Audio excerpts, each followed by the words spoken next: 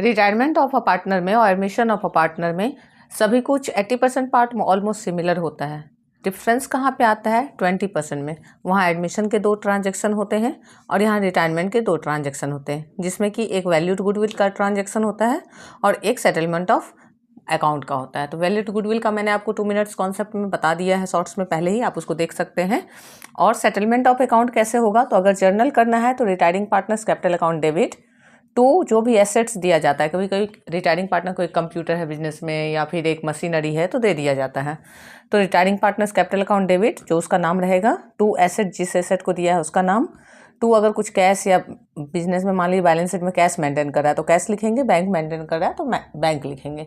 तो कैश या बैंक जितना दिया गया है वो, और जो बैलेंस बच जाएगा उसका जितना अकाउंट में बनना चाहिए उसका जो बैलेंस बच जाएगा उसको हम लोग क्या करेंगे, 2 पार्टनर्स लोन अकाउंट में ट्रांसफ़र कर देंगे। तो ये जर्नल हो जाता है।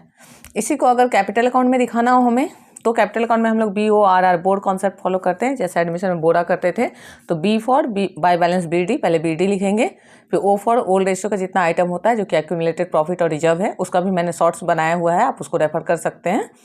और फिर रिवैल्यूएशन का अगर प्रॉफिट आया है तो लेंगे बाय रिवैल्यूएशन प्रॉफिट, अगर लॉस आया हो तो इधर लेते हैं टू रिवैल्यूएशन लॉस। ठीक है।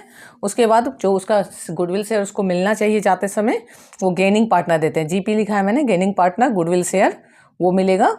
इसके बाद जो ओल्ड गुडविल होगा बिजनेस में बैलेंस शीट में उसको ओल्ड रेशियो में शेयर मिलेगा। एक्यूमुलेटेड प्रॉफिट लॉस जो होगा वो मिलेगा ओल्ड रेशियो में, लॉस होगा रिवैल्यूएशन का वो मिलेगा। फिर यही वाला चीज़ जो यहाँ हमने किया वही यहाँ आ रहा है वापस, कि एसेट दिया या कैश दिया या बैंक के थ्रू पैसा दिया वो आएगा यहाँ, और बाकी जो बचेगा बैलेंसिंग फिगर वो लोन अकाउंट में जाएगा। तो इसी पार्ट का ये जर्नल मैंने आपको यहाँ पे बताया है, ये जो जर्नल गया है। ठीक है। तो ऐसे ये सॉल्व होता है। 2 मिनट कॉन्सेप्ट में मैं सारे वो टॉपिक ले रही हूँ जहाँ जहाँ बच्चे अटकते हैं। ये आपको पास होने में तो हेल्प करेगा ही साथ ज़्यादा स्कोर करने में भी हेल्प करेगा। अगर आपको हेल्पफुल लग रहा है तो कमेंट सेक्शन में बताइए मुझे और अपने दोस्तों के साथ शेयर कीजिए। Thank you all.